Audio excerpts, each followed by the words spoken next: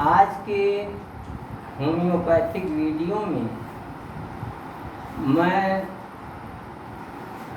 आपको यह बताऊंगा कि थ्री एंड एबार्सन में सवाइना के रोगी और बेलाडोना के रोगी के लक्षणों में क्या अंतर होगा।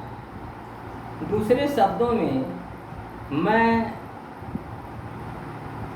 आपको यह बताऊंगा कि मरीज में थ्री एंड एबार्सन के केस में, गर्भपात के केस में रोगी में कौन कौन से लक्षण होंगे तब आप सवाइना देंगे, और कौन कौन से लक्षण होंगे तब आप बेलाडोना देंगे। ये एक कंपैरेटिव स्टडी की मैं शुरुआत कर रहा हूँ, और जो होम्योपैथी के सिंगल रेमेडी सेलेक्टर हैं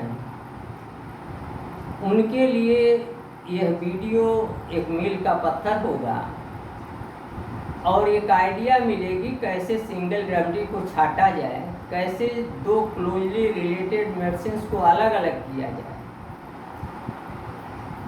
तो आइए सबसे पहले मैं ये बताता हूँ कि जैसा कि मैं सवाइना के कीनोट सिम्टम्स में आपको बता चुका हूँ कि pain from back to pubis is the keynote symptom of सवाइना।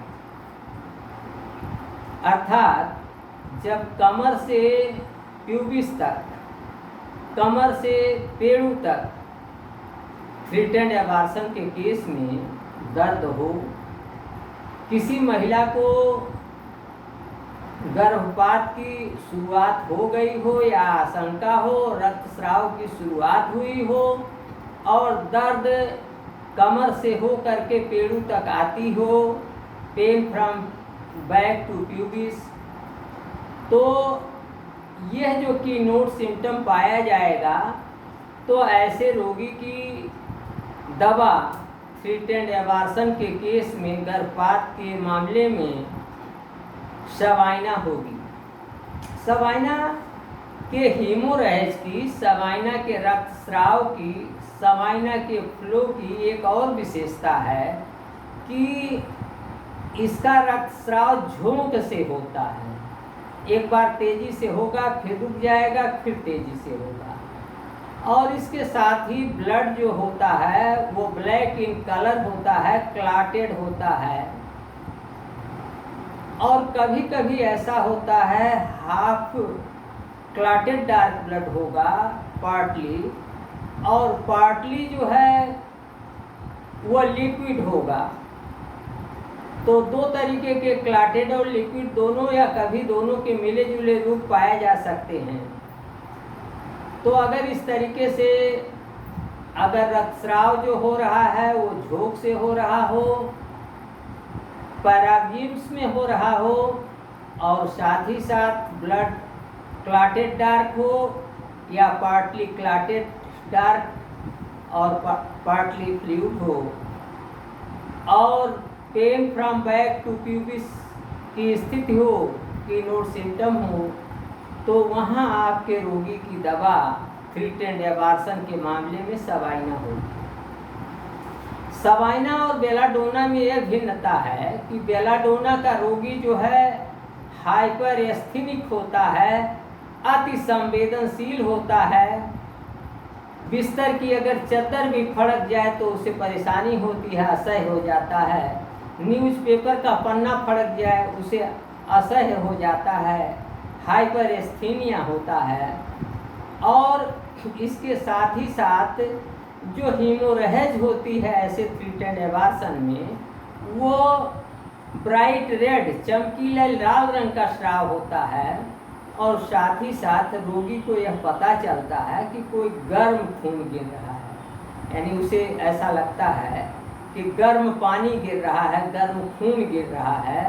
तो अगर जो ब्लड वो वार्म होता है, गर्म होता है, और रोगी जो है हाइपर एस्थेनिक है, अति संवेदनशील है,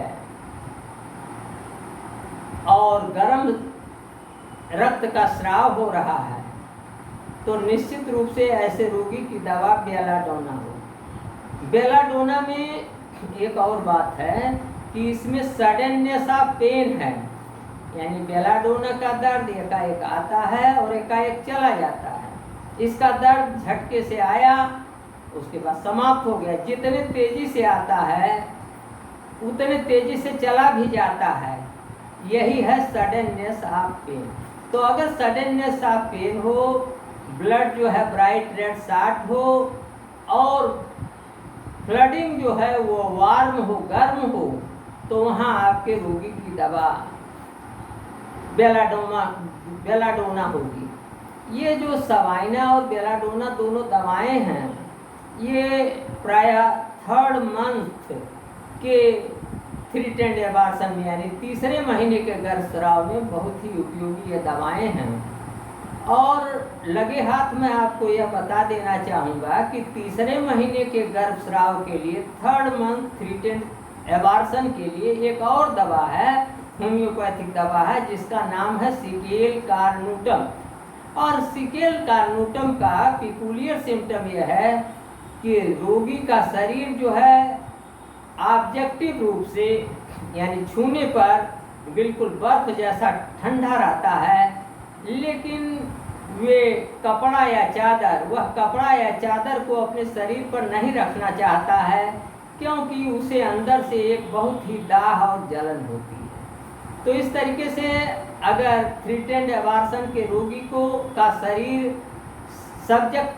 ऑब्जेक्टिवली बाहर से छूने पर बहुत ठंडा हो और वो चादर या कपड़ा न पहनना चाहता हो, चादर न ओढ़ना चाहता हो, बदन पर एक सूत न रखना चाहता हो, नंगे उसे आराम मिलता हो, अंदर से अत्यधिक दाह हो, तो ऐसी स्थिति में आपके रोगी की दवा जो है सिकेल कार्नुटम होगी। तो इस तरीके से मैंने आपको आज सवाइना, बेलाडोना और सिकेल कार्नुटम इनको एक दूसरे से आप कैसे अलग करेंगे, इनके कंपैरेटिव स्टडी पर मैंने विस्तार से चर्चा किया। आशा है आप हमारे इस कंपैरेटिव स्टडी के वीडियो से संतुष्ट होंगे।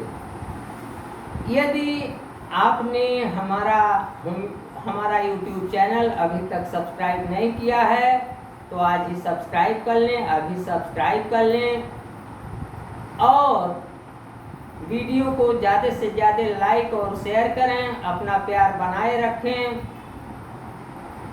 आज के वीडियो में इतना ही, अगले वीडियो में फिर मिलेंगे। नमस्कार, मैं डॉक्टर प्रेम नारायण।